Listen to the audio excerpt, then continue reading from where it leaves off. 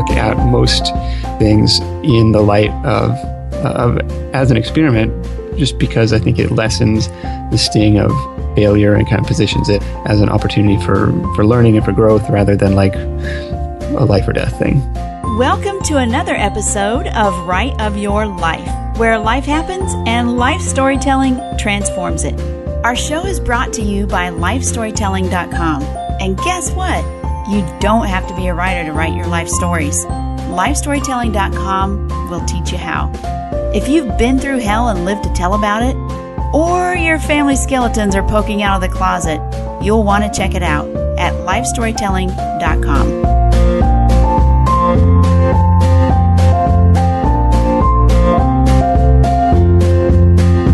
Our special guest today is Nick Loper. Nick helps people earn money outside of their day job. He's an author, online entrepreneur, and a lifelong student of the game of business. His latest role is Chief Side Hustler at sidehustlenation.com, a growing community and resource for aspiring and part-time entrepreneurs. Welcome, Nick. Stacy, thanks for having me. Well, I'm really excited to have you on because you have a very interesting life story and you have put it online for all to see. But give us a little bit of your background. How did you become Chief Side Hustler? I got there by side hustling. I'm a Seattle kid. Grew up in the great Pacific Northwest. And after graduation, I did what you're supposed to do. I got a corporate job, moved across the country, and pretty quickly realized that's not where I wanted to be, physically or emotionally or whatever. I don't know. I didn't see myself being the person to climb the corporate ladder. Like that was never a burning desire. And so I tried to figure out, okay, what am I going to do to get out of here? And thankfully had started a little bit of working online and websites and affiliate marketing prior to that, which is helping other companies sell their products and services online. And so had a little bit of a background, and that kind of was the fuel for my first side hustle. My first business was a footwear comparison shopping site. And so that's what I spent my nights and weekends working on for my first few years of corporate life before it grew to a point where I was finally comfortable to give my notice. That's exciting. From there, did you go directly to starting a bunch of different businesses or where did you go from there? So what happened so one of the themes of Side Hustle Nation is like, if you're relying on one source of income, and for most people that's their day job, that's an inherently risky position to be in. You never know what's going to happen, right? And so the idea of diversification was important to me, except on day one of retirement, I called it my retirement. On day one of self-employment, I was no better off. Like I was relying on one source of income. It was the shoe business. Mm-hmm. And worse than that, it was relying in a very big way on one source of traffic from Google ads. And so actually on that first day, and I had, visions of hammocks and 4-hour work weeks and, going on hikes with the dog and stuff. Right. But on that day, the website goes down, which is okay. That's temporary. We'll get it figured out. The tech team will get it figured out. But of all the days, Google has decided that this is the day that they're going to crawl the website for their quality algorithms. And they say, hey, this site doesn't even load. This is garbage. And I'm like, okay, whatever. I'll send them a note when it gets back online. Hey, we're back up and running. Would you mind turning my account back on? And they're like, well, on a closer examination, we don't really like your site at all. Like the whole purpose of you existing is to send traffic to other sites, which was true. Like I needed to send traffic to Zappos, to Amazon, whatever, to get paid on referrals, to get paid on these shoe sales. Mm-hmm. And I was like, who are you to judge, Google? That's the whole purpose of Google. For existing, you're searching something on Google, they send you to another site. But they didn't see it that way. It was 3 months of trying to get back into their good graces, making investments and tweaks and adjustments to the landing pages, to the different components of the site to make it look like it was more to be something that fell within their approved guidelines. And so very, very stressful summer, but it kind of instilled that idea of diversification.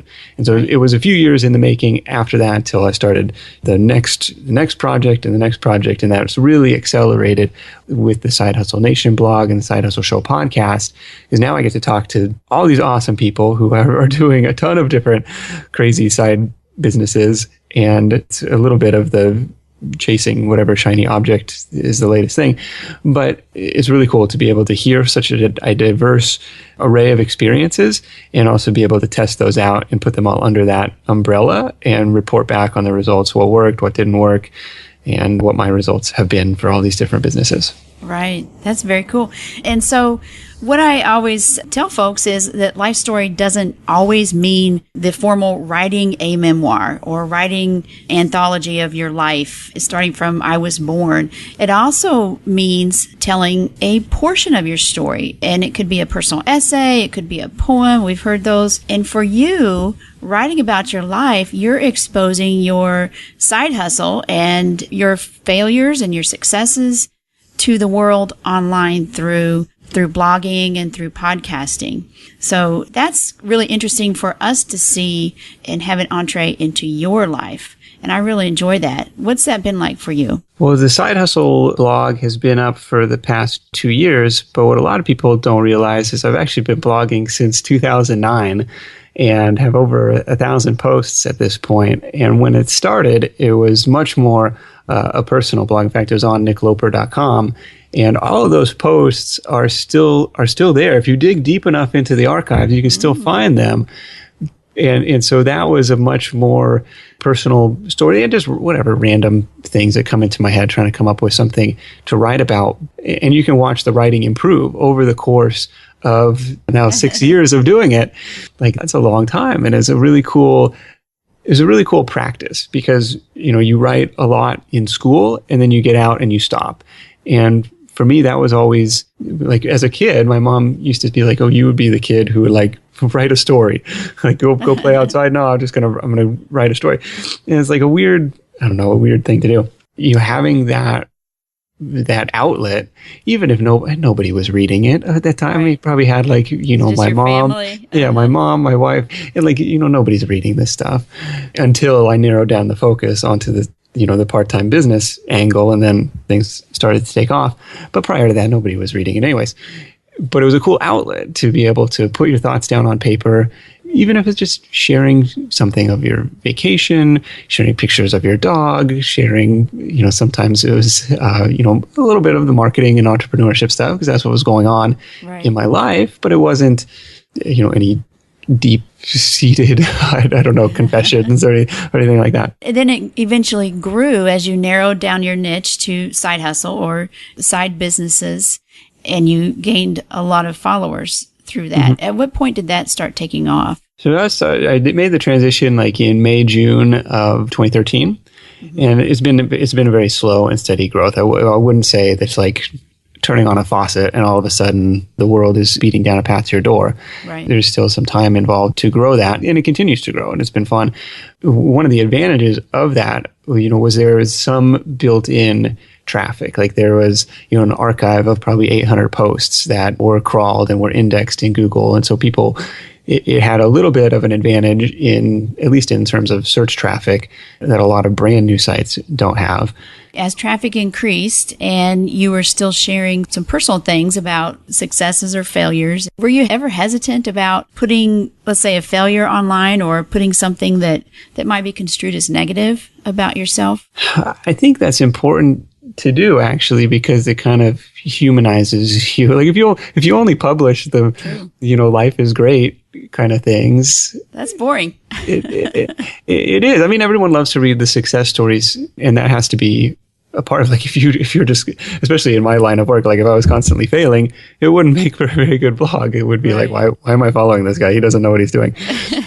So I talked about the painful process of like short selling our house. I talked about, the half dozen different side hustle failures that I probably need to update that post because I'm sure there's been more since then. Things don't always go well. I think it's important to share those. I really enjoy that because it's almost as if by now, because I know you've tried a lot of different things, just to try them to see what works and what doesn't, which is pretty neat. It's almost as if you're living your life as an experiment, an open experiment for others to see. Do you see it that way? Well, that's the mentality that I try and approach things with, because most of the things are not life-threatening. Try something out. If it works, great. If it doesn't work, if I set it up right, I'm still going to have a roof over my head. I'm still going to be able to buy groceries this week. I do try and look at most things as an experiment, just because I think it lessens the sting of failure and kind of positions it as an opportunity for learning and for growth rather than like a life or death thing. I enjoy that. You mentioned that you wrote as a child. What's your earliest memory of that? Our teachers were big on this. Like, every day you came into school, you had to write down, and they would have a prompt, which was really helpful. Like, right. What did you do this weekend? What's your favorite sport? Who's your favorite athlete? Why do you like them? And even starting at first grade, I thought that was really cool.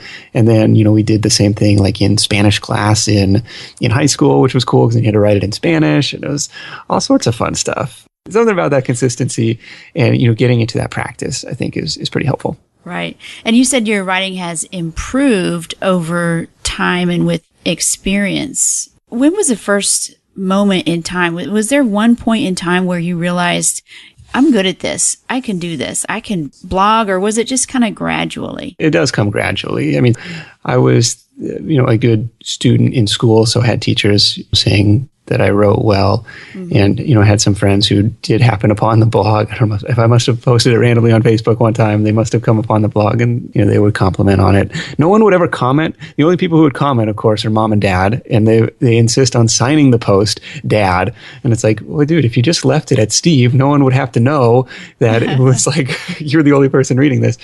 One of the coolest moments was when I published my first book.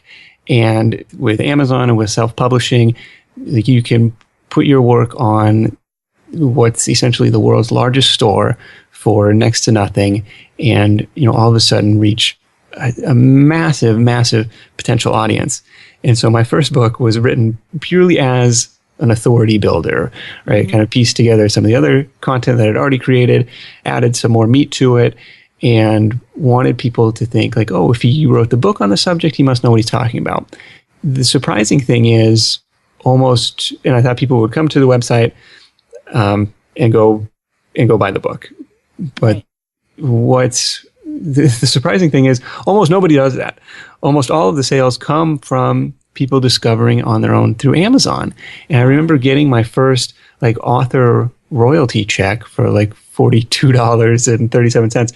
And it was, even though it was such a small dollar amount, it was really, really nice. A cool feeling, because it was like, I'm a professional author. Validation. People are paying me for my words. It was really cool.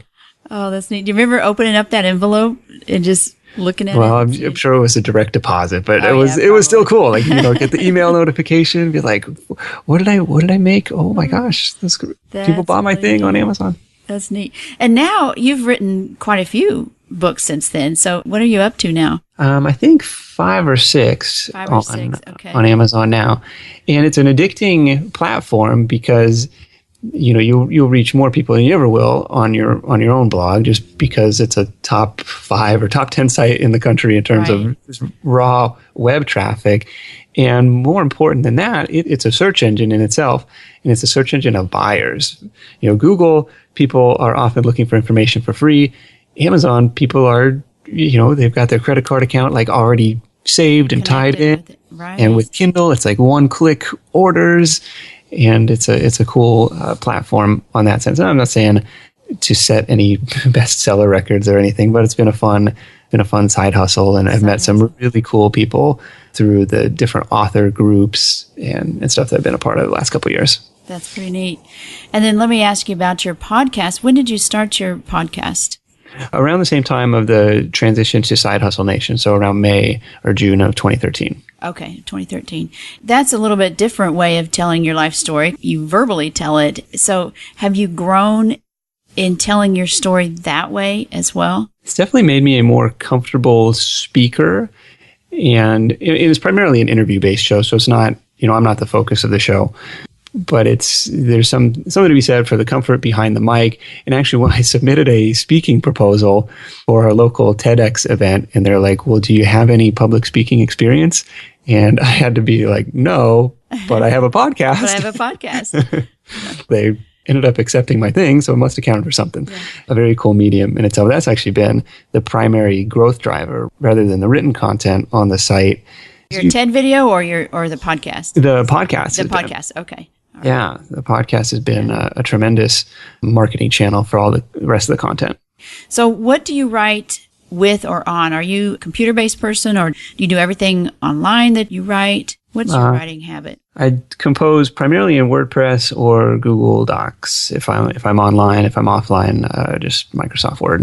Okay. Like one of my most productive writing times is on airplanes. Like when I'm trapped in this tiny little seat with no internet and I can't move anywhere. I can't get distracted by Facebook, and I can just knock out a bunch of writing, and I can't do any of my linking or anything like that, but at least I can get the draft written and then go back and clean it up later. And so that's been a little productivity hack on a couple plane trips so far this year.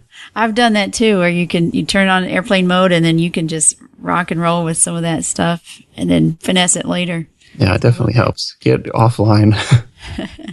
So Nick, what is your biggest strength as a writer? The persistence to keep doing it, even if not very many people read it. You're pretty prolific. Like you said, you do it frequently. Yeah, it's a practice. Like it's a daily, well, not daily. I tried to make it daily, and actually in 2014 had the goal of putting down 500 words a day, which ended up looking a little bit spotty. It was 4,000 words some days and 0 for the next week, but it averaged out. And that was a really cool practice. And I've been really slacking on the tracking of it this year. But if that's something that you're interested in, because, this is like a Peter Drucker, what gets measured gets managed. Right. And if you have that tracker accountability to say like, oh, did I get my 500 words in today? It doesn't matter about what. And there's a bunch of different sites you can go to for different prompts. I think that's, it's something that, like any skill, like if you work at it, you're going to improve at it. Right. Do you have a particular writing philosophy that you espouse? Well, if you look at some of my earlier posts, they definitely are more traditional, like longer form paragraphs, and that's transitioned to much shorter form paragraphs. It's essentially writing for the internet, with you're taking white space into account, readability into account. People are scrolling oftentimes on their phone. And so if they come across like a giant block of text, it's like, oh my God, I'm not going to read that.